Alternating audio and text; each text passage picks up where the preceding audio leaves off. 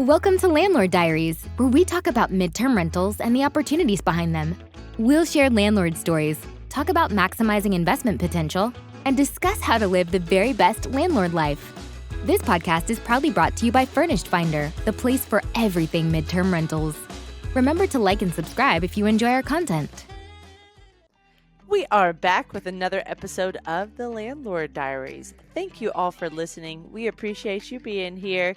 And if you are watching on audio or YouTube, you'll probably notice, why does each episode start with FF45 or FF56? Well, we are planning ahead for you guys. Our episodes don't need to be watched in order. You can watch them for whichever title sounds the most exciting. And so if I say, hey, go back and listen to episode 20, you can find it easily when we get up to our 1,000th episode or however big we go, because you just have to search FF20.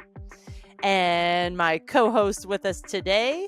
Hey guys, I'm Katie Lyon. I'm the marketing director of Furnished Finder, and I have some midterm properties of my own. So today we get to talk with Daniel, and Daniel has a handful of properties in the Kentucky area, and he does a great job of renovating them, making them amazing for travelers, and he's had a bunch of repeat travelers or travelers that extend their stays. That is really cool. So he also involves his kids and just has a great story. I also just want to take a second and thank everyone who's left us a review. I found myself the other day down a little bit of a rabbit hole and I stumbled across the reviews. And it was so cool to just hear all of the value that everyone gets from what we do. This is a labor of love for Kelly and I, and we absolutely, it's so much fun and so enlightening to talk to all of our guests every week. But we do this purely because at Furnished Finder, we want to give everyone the opportunity to be the absolute best landlord that you can be, and any resources or help that we can give you, that's why we do this, right? That's our whole goal. So it just meant so much to read your reviews. If you have any a chance and you'd like to leave a review, please do so. So let's go.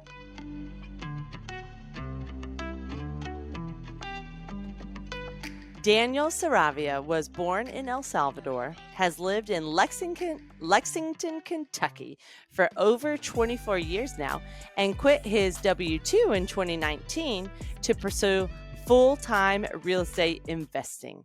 He and his wife have 4 kids that are very involved in the family real estate business as well. Their current portfolio includes 7 properties in total, 2 long-term rentals, and 5 midterm rentals. Daniel, thank you so much for being here with us today. How are you? I'm doing pretty good. It's a pleasure to be on the podcast. So thank you so much for having me.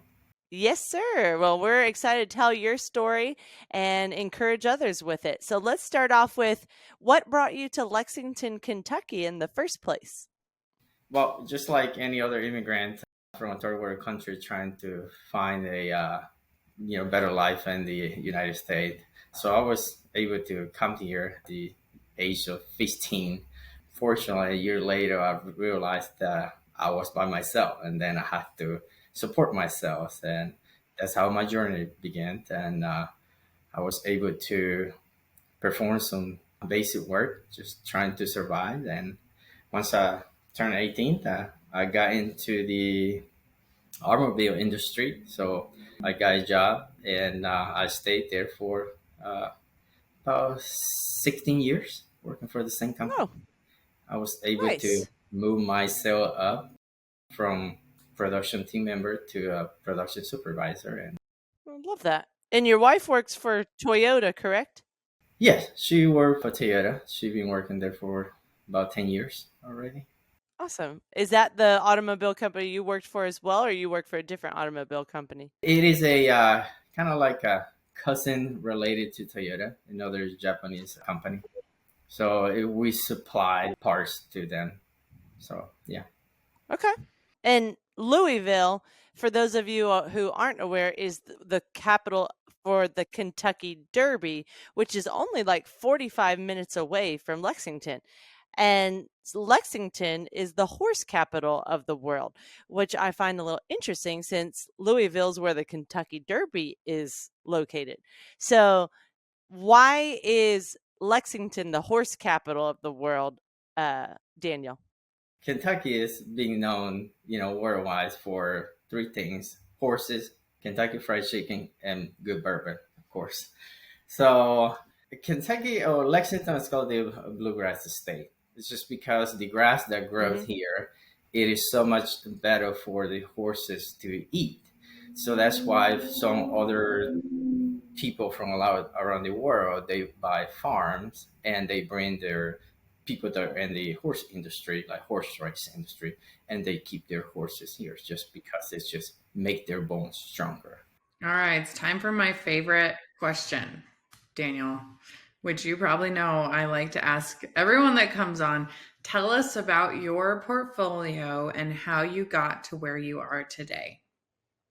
Yeah, so right now we have my wife and I. We have seven investment property that not count our primary resident. So we have five midterm rental so far, and two long term rental.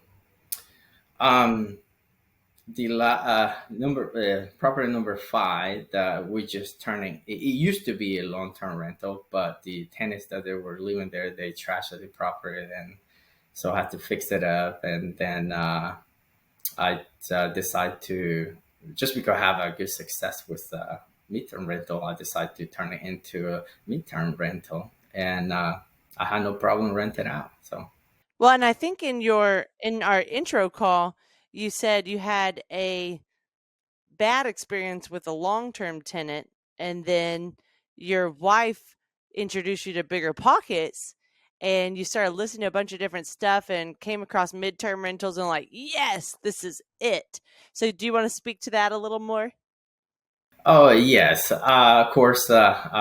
Since I left, or way before I left my W-2 job, I was already learning about investing in real estate, and it wasn't until like maybe around 2000, 2020 when I came across someone was talking about midterm rental, and it just got my attention. But I went on Bigger Pocket and some people a couple questions. Some people gave me some good answers, but unfortunately, I didn't have a group of uh,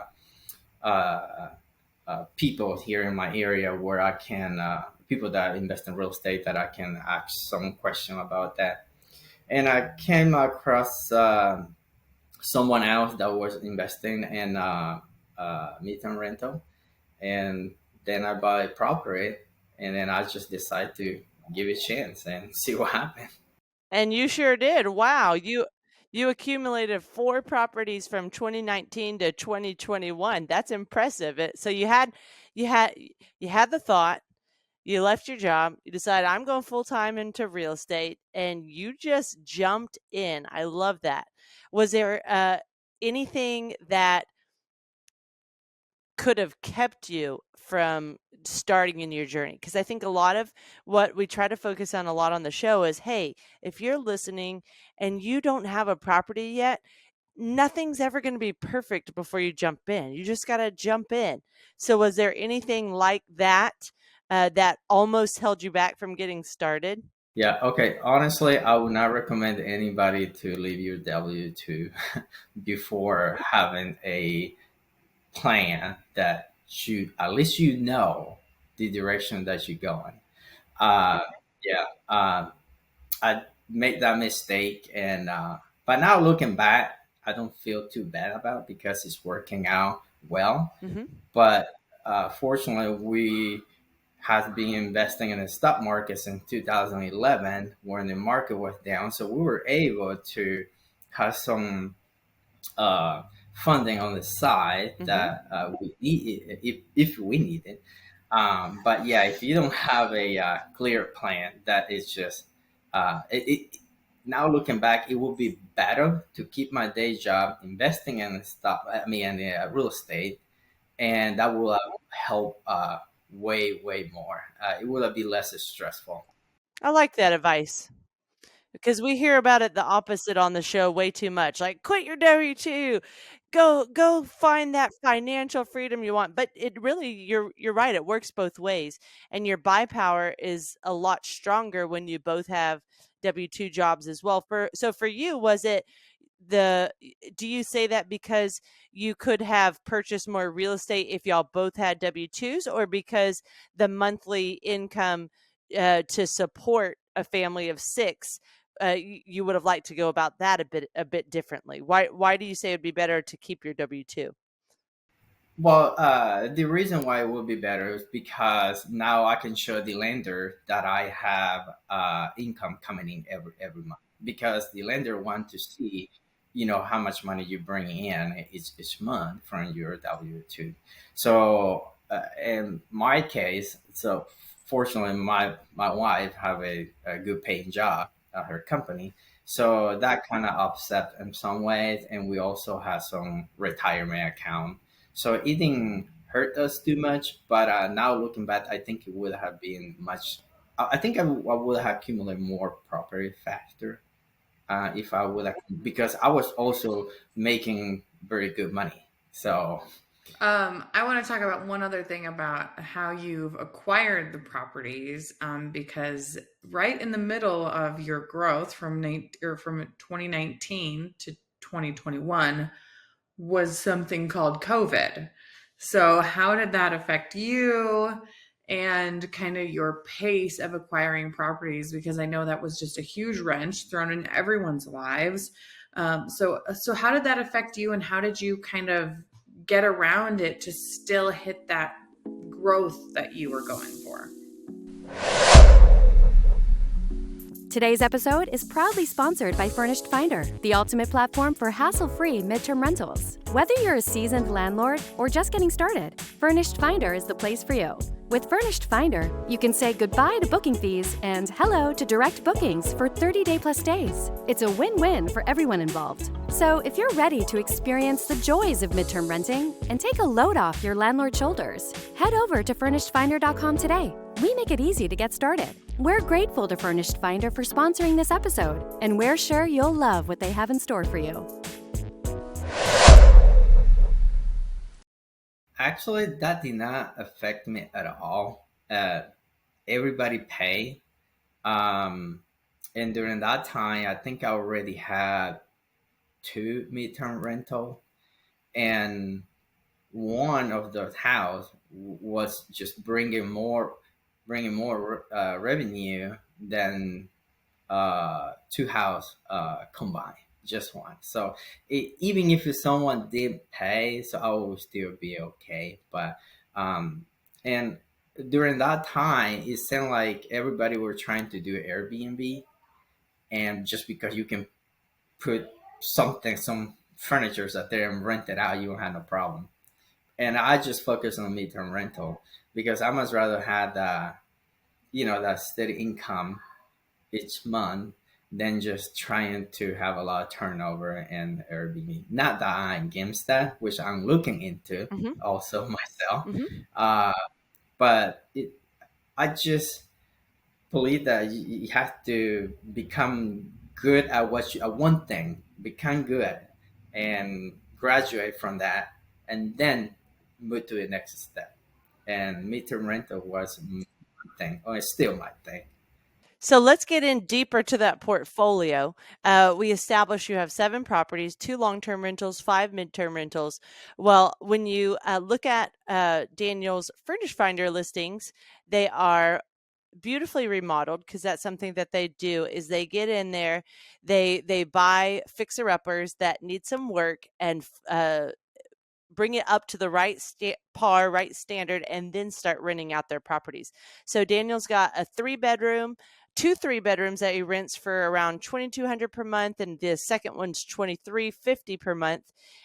Currently, right now, when this episode was recorded, and then he's got a 2 bedroom for 2,350 per month as well. So there's 2 more that aren't on Furnish Finder because you already had them rented to returning nurses. What are the other 2 in your portfolio size wise? The other two, they're the same, almost the same. Okay. 3 bedroom, 2 bathroom. Uh, most of these properties there were distressed, and I have to do full renovation. Some of them there were just one bathroom. Then I was able to add another bathroom and convert to 3-2. So and yes, we say that the other one is not on Furnished Finder, and the reason is because some of the nurses that are leaving my properties normally they average stay between 6 months and 10 months, something like that. And when they leaving, they recommend it with to one of their coworkers, or Mm-hmm. Mm. sometimes they have some of their friends that they're moving into the area, then they share my contact information and they call me directly, so they don't even have to go through furnace finder. Sometimes they just call me, and then we start a conversation. I believe you have a referral bonus for your nurses as well, correct? How does that work? Yeah, I do. I always tell them that when I know that I'm gonna have a property coming up available, and I don't have anybody confirmed yet, so I just tell them that I will provide between $200 and $300 referral bonus. That's just because it's just easy for me to if they can help me to find the next resident, then it's just let's work on my end. So correct me if I'm wrong here, but it seems like building some equity through these renovations is a big part of your strategy. So tell us how you find your properties and what kind of characteristics you're looking for when you find a property so that you know or know as much as possible that it's going to be a home run. Yeah. So, of course, in the beginning, I did not know a whole lot about the whole business, but now, so I just mainly focus on 3 bedroom or more, and 2 bathroom, at least 2 bathroom, because it just make it easy. Even for the resale value, it's still much better. I'm not afraid to do the work. Most of the properties that I have bought, it had required full renovation, which means I will have to redo everything, new plumbing, new electrical, um, and add a new kitchen. And the reason why I like to do the investment upfront is because I just don't want to have any problems later down the road. Uh, then if I fix everything upfront, then I know that it's the proper is well taken care of, and I'm not going to have any phone calls in the middle of the night. And locally, so far, I haven't had any. So that's the reason why. Um, and also, let's say that if I have an emergency that I need to sell something, then the house is ready. So I can just put it in the market, and I won't have no problem about, worry about like, oh, I have to do more renovation. So Yeah, this is actually a really good topic because the appreciation is going to be much greater for 3 bedroom single family homes, right? But a lot of our midterm rental enthusiasts that want to jump in or already have, their established portfolio of 1 bedroom, 1 bath condos, studios. A lot of people get nervous about the 3 bedroom homes, wondering who's going to rent my home? Is it going to sit vacant? So, do you rent yours out as entire units? Have you had large vacancies? What has the larger homes been like for you? yes. I don't rent by the room. I rent the entire unit just because I don't want to be dealing with multiple residents within the same unit, doing different leads. So for me, it's easy to just rent the entire unit. And no, I haven't had no problem renting out. The bigger home that I have is a 4 bedroom, 2 bathroom, two-car garage, over 2,200 square feet. I have a nurse. Oh, since I bought that house, only 2 people have been in that house, and that was like a year and a half ago. So I had two Okay. residents in it. They just keep renewing Love their that. contract. I know, right? So it just make it easy. So um, although I don't just wait for them to tell me that they're gonna extend their contract. So I just communicate with them and say, hey, I'm gonna advertise this on Furnished Finder, but if as soon as you find out that you're gonna decide to stay, then please let me know. Just because I will prioritize you because you have been living at the property. So for all this month. That's a really good way to put it. I think we all do. Many of us try to give our guests first right of refusal, but the way you worded it and making them feel like, one, it's important to be proactive and start looking at contract renewals, and two, that you want to give them that priority, but you have to start marketing the property again. That's really a great way of saying it. Do you have that conversation 30 days prior, 60 days prior, 90? When do you have that conversation?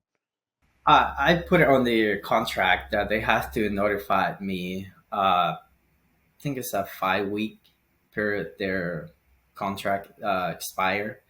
But I Okay. understand that most of the nurses, they don't know what a specific date that decision gonna be made, and I understand that. So I'm trying to be flexible with them, but they need to understand that I can't just have the property sit there waiting. I have to find the next restaurant just in case. So you've made your business into a family business in the sense that you do involve your kids and your wife and everything into your projects, your renovations. Tell us a little bit about that, why you do it, what kinds of roles your family members play, including your kids, and how that's working out for you.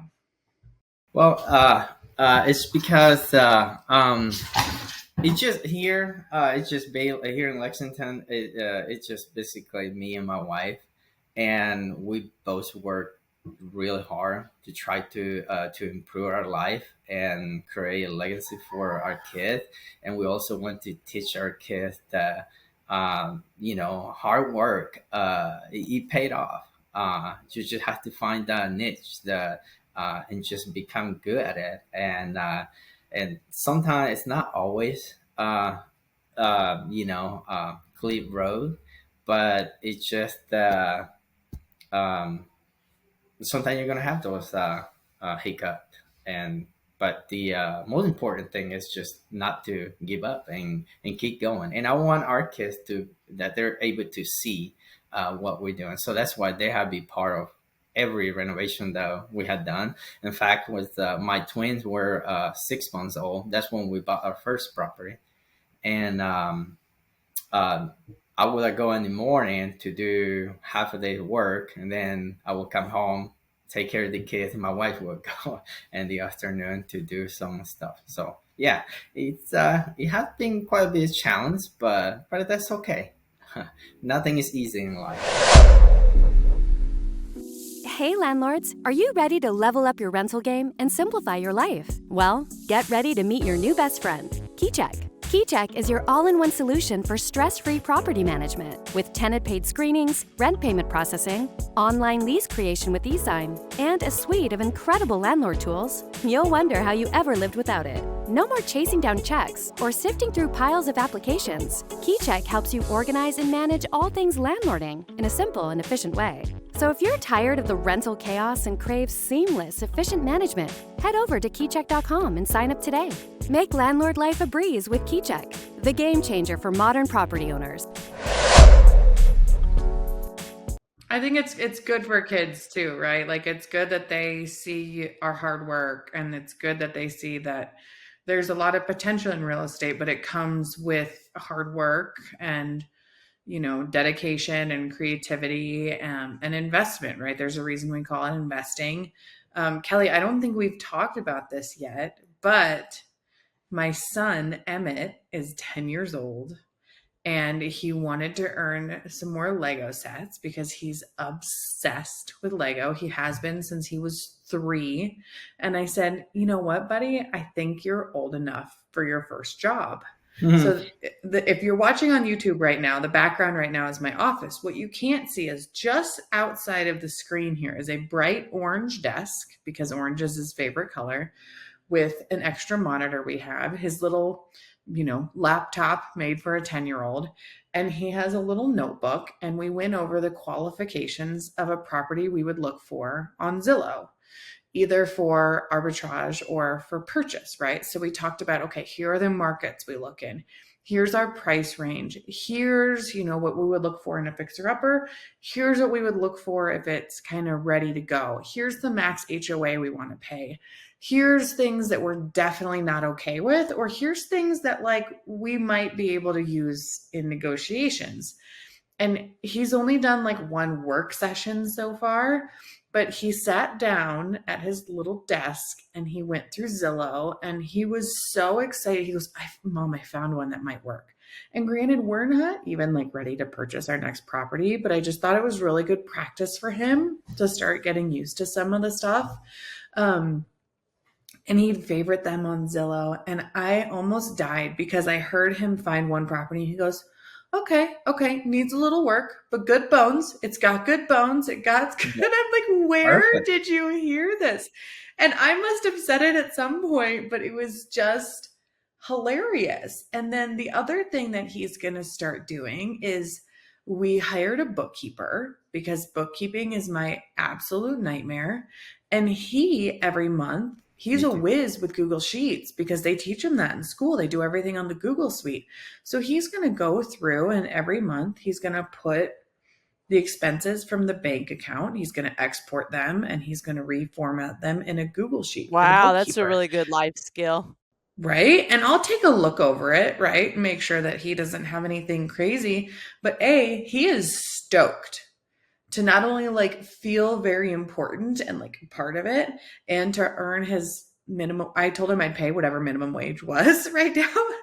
He's also very excited for the fact that like every 4 hours he's required to get a paid 10-minute break. But he's like learning, and he's so excited. My nephews have helped furnish properties before. Like, it's really cool when you get these kids involved and they can see like, hey, like if I do some work, like this actually happens, right? I think all too often these kids just see mom and dad disappear to work, either at their desk or at an office or wherever they work for 8 hours, and they go, I don't know what they do, like no idea, but at the end of the day, like we buy groceries and pay the mortgage and whatnot. But he's like, they're getting like first hand kind of like experience, and that's so valuable. So kudos to you. I'm hoping that someday we get like a big renovation project that I can actually make my kids like, okay, now we're going to rip up carpet, and to look at the look on their faces like, oh, Mom.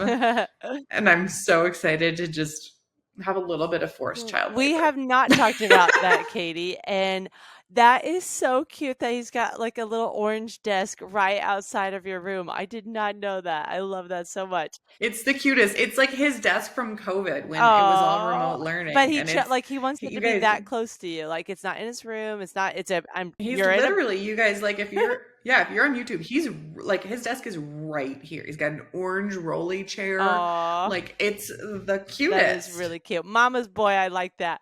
So Daniel, Mhm. in our intro call, I really loved how you kind of like your kids say fun things too, like, hey, are y'all going to house number 1, number 2, or number 3 today?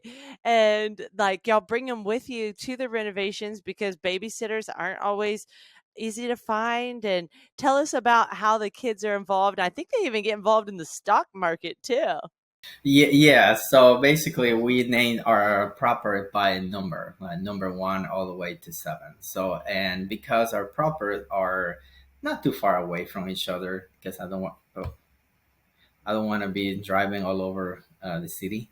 So I try to keep it closer to each other. So yeah. So when I take them, when I say we're gonna go to the house, and they ask me which house, number 1 or number 2, and I said, well, we're going number 5.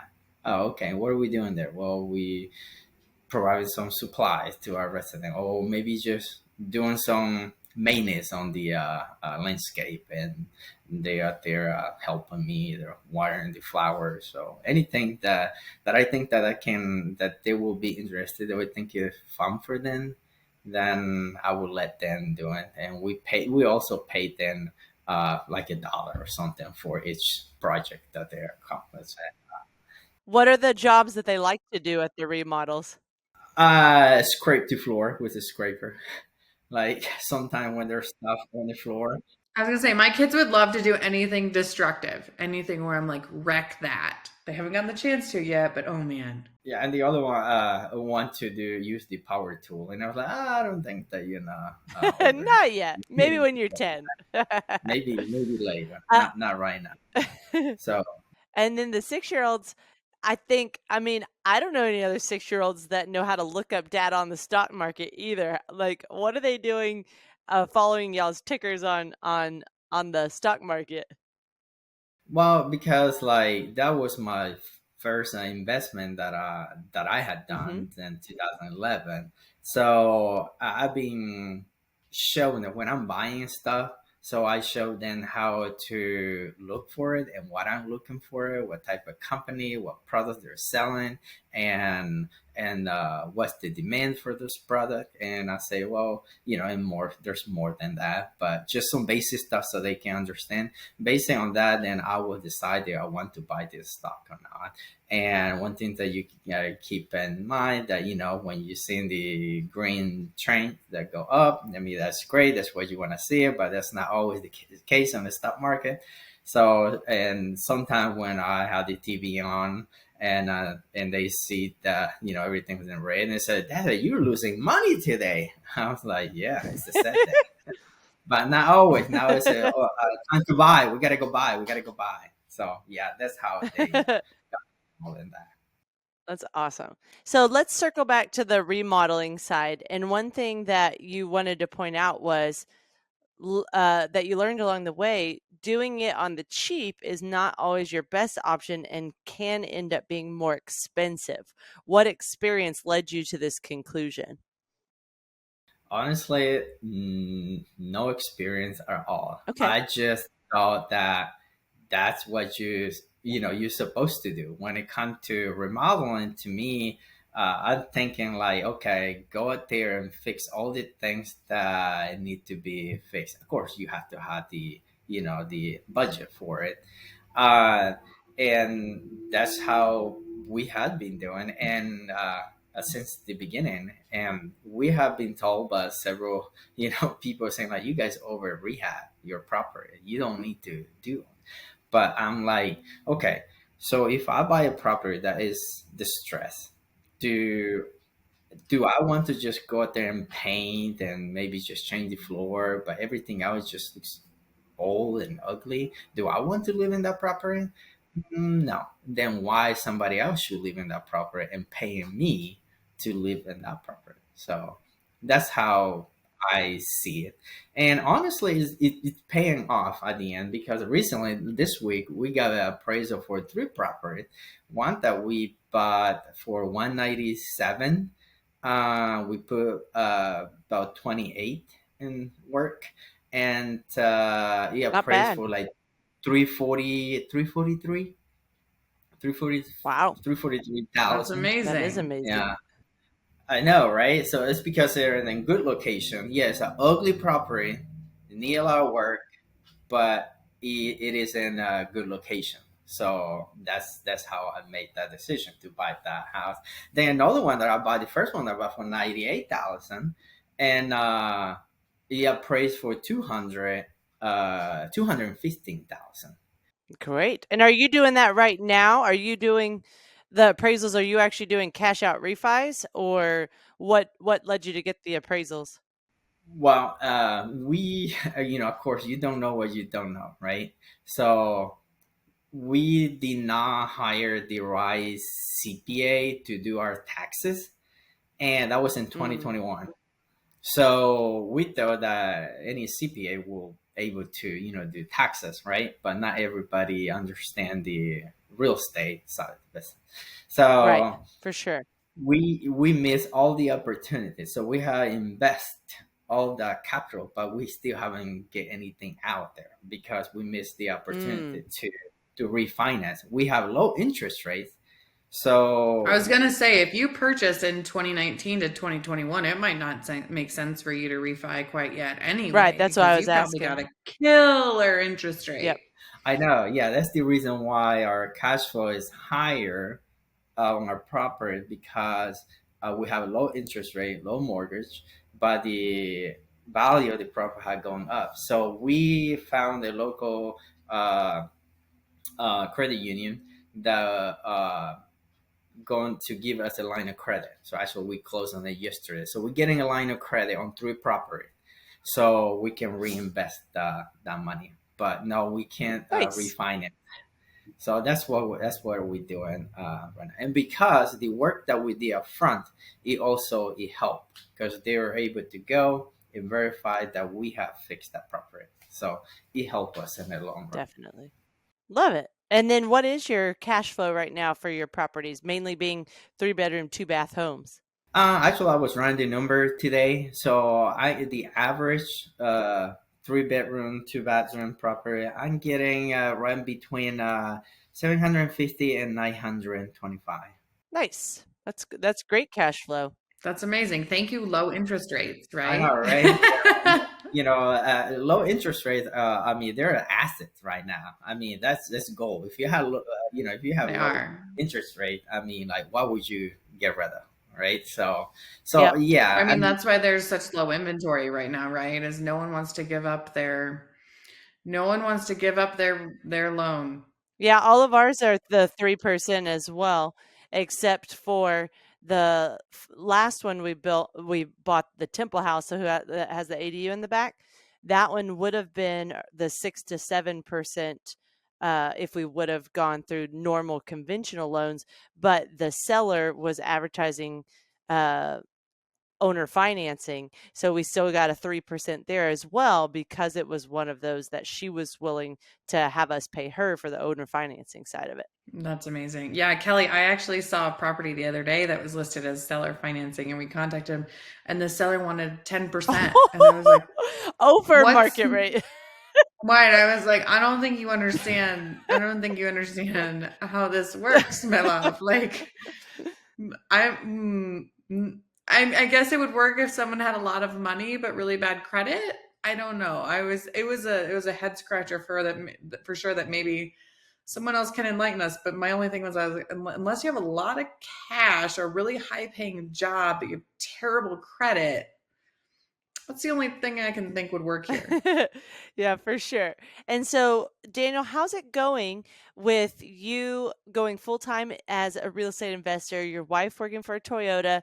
You have 6 kids, one in college. That's exciting. At Kentucky State, is that what you said? University of Kentucky. Yeah, at the University of Kentucky. So how's it going supporting the family with the real estate and Toyota combined? Recently now we feel like the hard work have been paid off. I mean, it's paying off. For me, I just has time to hang out with my kid. My wife also travel a lot for work, and I'm able to cover all the daycare activities and take him to the school and to the um, sport activity. So something that I could have not done if I was still working my day job.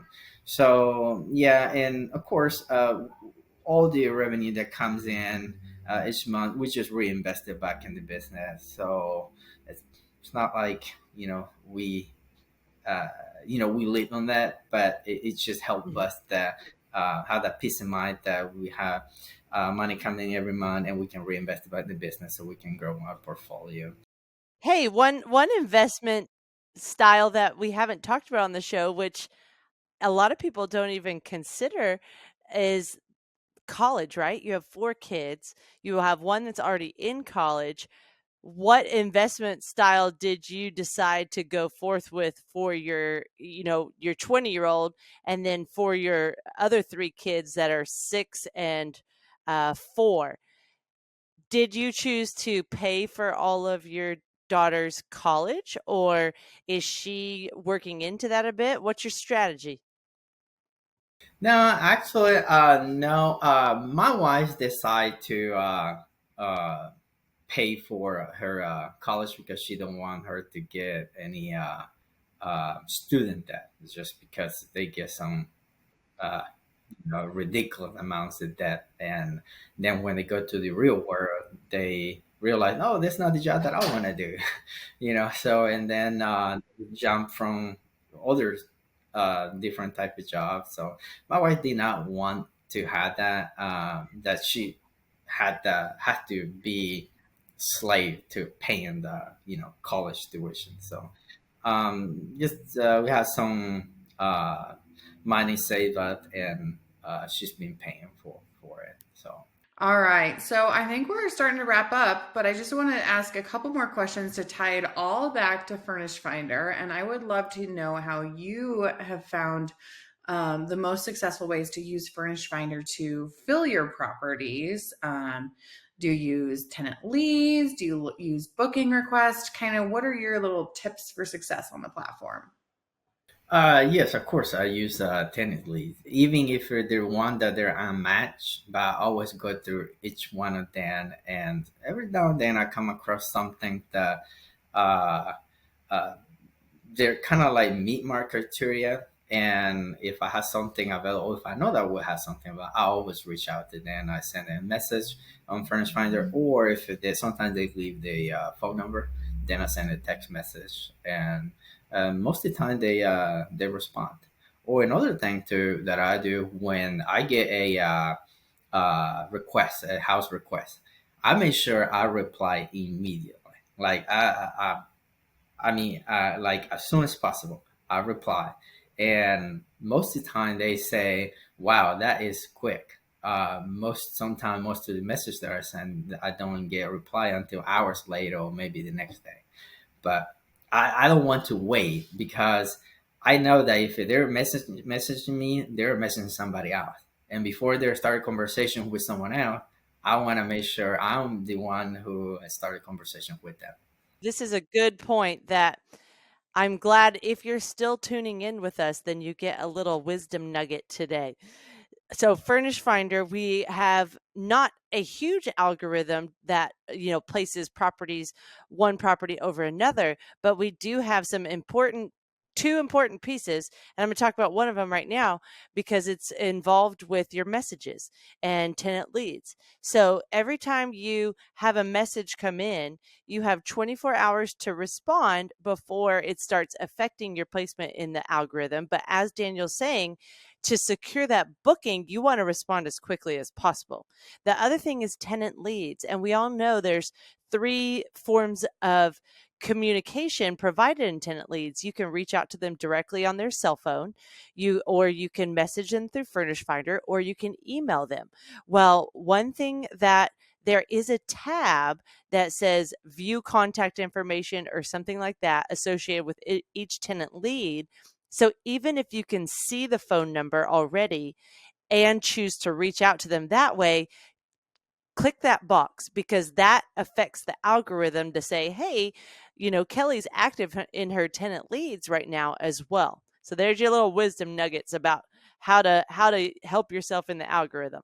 I also want to add to that our algorithm changes, right? But the way that it changes is always to provide travelers with the best experience, right?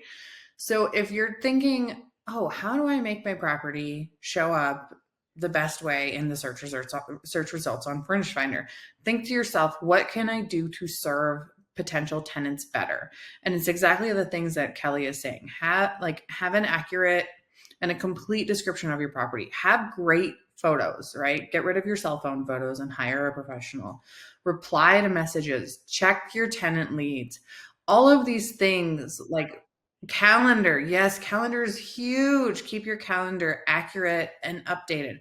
all of these things are going to put you, like, we're not trying to make it a big mysterious thing like a lot of platforms out there where you have to have specialized SEO and you need to spend hours and hours and hours researching how to have the best algorithm performance. We just want to show travelers the best, most updated properties first, right? So we're not here to make it overly complicated, but as a landlord, it's your responsibility to go in there, keep your calendar updated, check your leads, reply to leads, have good photos, right? Do all of these things. They're common sense, but they still require you to, take some action and do them. Yep, and you will be rewarded for it, and your properties will have that opportunity to be booked over other properties on the platform. So keep up the great work, everybody. And then Daniel, you also wanted to, this kind of leads into the conversation we're already having, is you wanted to make sure and talk to the audience about the way you present your property to customers affects the traffic you get. So speak to us about that. Yeah, absolutely. I mean, I cannot say enough about professional photos.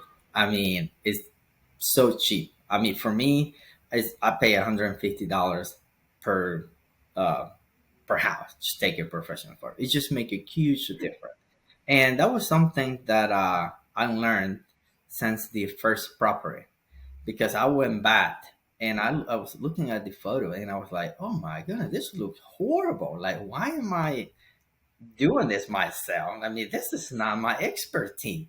So I fired myself from that and I started hiring professional photographers for each property. And another thing too, how you present your property, it will determine how much traffic it's gonna get. I mean, I get calls all the time or message about property that it's not even available. And they say, well, I was just checking just in case to see you haven't updated your calendar. Again, where you were saying you got to update your calendar, right? So unfortunately, I mean, for then in my case, all the properties are overbooked. I haven't had any vacancy. Actually, I have one moving out on the 4th, and I have one moving in, another person moving in on on the 7th. So I have a very short window. And I'm pretty sure you chose that window. Like when we talked previously, you said you prefer 2 to 3 day turnarounds versus same day or 1 day turnarounds. Why is that? Well, it's just because once someone leave, I want to go out there and make sure that the property looks the same as it appear on the photos. So I want to check and make sure everything. I have a checklist for the kitchen, the bathroom, the bed, what goes where. That way, and I'm there with the cleaning crew, just in case they need something. And I just want to make sure that it's ready for the next guest. Particularly because you have larger properties, right? Like that you have to think, I mean, when you have a studio apartment or something, it's not too much physically to turn over, right? But once you get into, a 3-4 bedroom house, you've got the cleaners are going to be there longer, and you might need to step in and refresh some furnishings or add a few things. I know we have a 2-bed condo that we turned over in about 36 hours, and that was no big deal. But when I think we have a long-term rental that the last time we turned that over, we had a week, and this was a long-term rental, so it was unfurnished.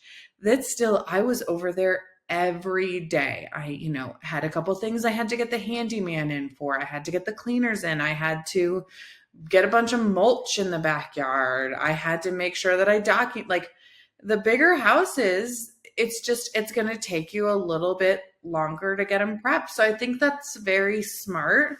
And I think that's also a nice thing about Furnished Finder is you get to communicate with these tenants, right? You're not going to get an email or a message that pops up that says you have a new reservation and this person moves in 24 hours before, after your next person moves out. And maybe you didn't have a chance to think through, oh, is that enough? But rather you get a chance to communicate with that tenant, right? Before anything is signed, because you're booking direct, and you can say, okay, yeah, like this works for me, this works for you, or, oh, can you move in a day later? Or can you move in a day earlier? So, I also want to remind everyone that we have discounted hotels on the website, and those are there a lot of times as a service to the landlord. So you have to remember that all of these unmatched leads, if they're unmatched by a few days, you can tell them, hey, you can get a discounted hotel through Furnished Finder. And if you're willing to stay there for a day or 2 days or a week or 2 weeks, right? Then I can make your dates fit my calendar, right? A lot of times, like that kind of fills in the gap really well. So I just want to remind everyone that that feature is there, not to be afraid to use it. This is a good roundtable discussion because Dave and I also have 3-bedroom properties, and we have done quite a few same-day flips, and then we also prefer one-day flips. So it doesn't always work out that way. Sometimes maybe we have a week in between or things like that. But the reason I prefer the one-day flips or the same-day flips is I don't have to think about the property as much. If the more time goes by between, my perfectionism kicks in and says, well, I could go and do this. I could go do this. I could go, check the inventory here. But if you have a shorter window to do it, then you knock all that same stuff out in one day or 4 hours, as opposed to, taking a week to do it or 2 to 3 days to do it. So I love that we all have different experiences to speak to about that. Daniel, we're wrapping up the episode. Any last things you want to add in, just as encouragement to other landlords in the midterm rental space? Yeah, of course. And I'm just gonna put one additional comment about what you were saying. So one of the Yeah. reason for me is different is just because the nurses that stay on my property, they stay between 6 and 10 months, and sometimes I have one that Right. stay for 15 months. So Mm-hmm. there's more stuff that you gotta clean up or things that you gotta replace. But that, yeah, midterm rental, it's something that back in 2020 most people did not know, and most people think that because COVID, so it's that's where midterm rental started, but that's not true actually. That travel nurses started in, I think, in 1978 in Louisiana, I believe. Google it. I found an article That's about a that. fun fact. So yeah, so it's just that COVID uncovered everything. And when I started here in my town, my city, I didn't know anybody that was doing. Maybe because I didn't have that connection with all the real estate investor. Now everybody trying to jump in because Airbnb is not doing well. Now everything trying to jump in into midterm rental, but they think that by not taking the extra step and present your property, beautiful, uh, uh, like taking professional photo, they just trying to put it, go the cheapest way as you can, and that's just not gonna work this day, because now Mm-hmm. there's more properties available, and you just have to take an extra step and make your property beautiful and cheap. Not always cheap. I learned that the hard way with my first property. So um and Yeah, that's very true. yeah, and at the same time, it is not just traveling nurses. They're actually, before our recording, I was like registered for another platform for like a relocation, insurance claim relocation. I also yesterday I met with my local agent, so I get in touch with them. So I will be working with them also with my insurance company. So when they have something, when they're looking for a property, then they can, they will contact me directly. Then that way I can diversify a little bit, just in case that, in the future, the travel nurses slow down a little bit. So The funny thing is we have a episode with a couple, Nahid and Abraham, in Atlanta, Georgia, and they're deep into the corporate housing world, making a lot of networking and connections. But they said a lot of their insurance companies, that have their contact information still reach out to them through Furnished Finder. They're like, why didn't you just call us? It's like, because Furnished Finder like allows us that platform just to be able to like reach out to everyone at once, because it is time consuming to have those individual relationships, and totally worth it for some. And others decide, you know what, that's just too much effort. I want to just use the OTAs such as Furnished Finder, Airbnb, and go that route. So I love that we can all do our business differently and have a successful midterm rental strategy, right? So Daniel, we appreciate you being here. Did you want to add one last thing before we wrap up?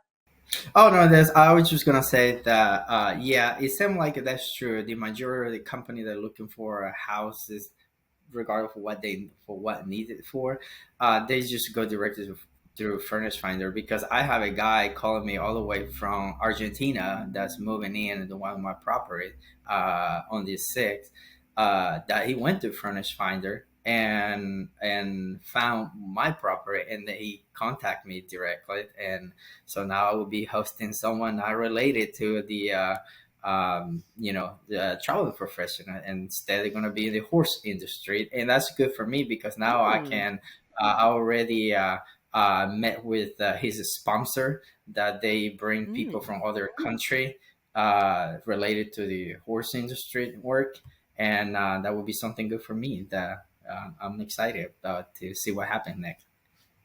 That is exciting, especially in the horse capital of the world. Well, you've course. heard another great episode on the Landlord Diaries. We appreciate you being here. Don't forget to like, subscribe, comment, or leave a review wherever you watch your podcast. Thank you so much and have a great day, everyone. Bye. Bye bye. Thank you.